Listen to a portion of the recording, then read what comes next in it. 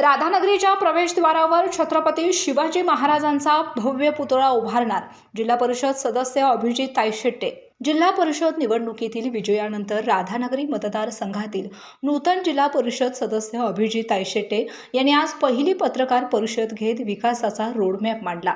राधानगरीच्या प्रवेशद्वारावर छत्रपती शिवाजी महाराज यांचा भव्य पूर्णाकृती पुतळा उभारण्यात येणार असल्याची घोषणा त्यांनी यावेळी केली। राधानगरी हा ऐतिहासिक वारसा लाभलेला परिसर असून येथे विकास आणि रोजगाराच्या संधी निर्माण करण्यावर भर देणार असल्याचं तायशेट्टे यांनी सांगितलं। पुढील 5 वर्षात विविध पायाभूत सुविधा, पर्यटन विकास आणि युवकांसाठी रोजगार निर्मितीचे प्रकल्प राबवण्यात येतील असंही त्यांनी स्पष्ट केलं।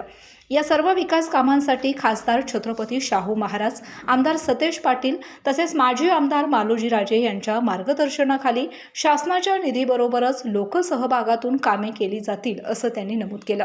शिवाजी महाराजांची जयंती साजरी होते आणि त्याच्या पार्श्वभूमीवर आम्ही सर्वांच्या माध्यमातून पहिलं काम म्हणून राधानगरीच्या तालुक्याचं मुख्यालय जे आपलं आहे राधानगरी, त्याच्या प्रवेशद्वारावरती एक शिवाजी महाराजांचं यथोचित पुतळा पूर्णाकृती तिथं उभा करावा असा आम्ही संकल्प या निमित्तानं केलेला आहे आणि त्या कामाला आम्ही पहिलं काम म्हणून आम्ही प्राधान्यानं हाती घेणार आहे।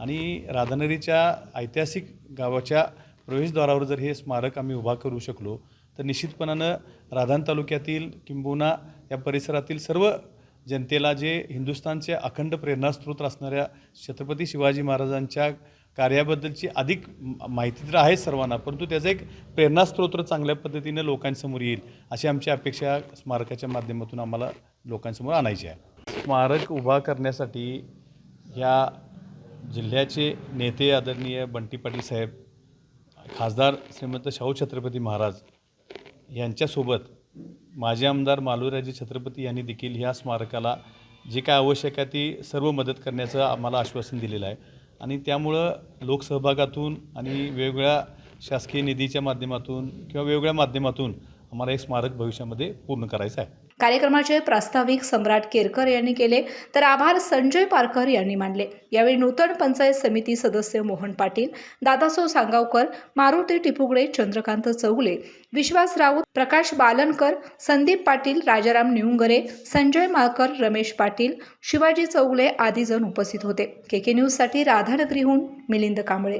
कोल्हापूर जिल्ह्यातील सुझुकीची एकमेव डीलरशिप म्हणजे मोहिते सुझुकी। 16 वर्षांच्या प्रदीर्घ अनुभवासोबत तुम्हाला इथे मिळेल सेल्स, सर्व्हिसेस आणि स्पेअर्स एकाच छताखाली।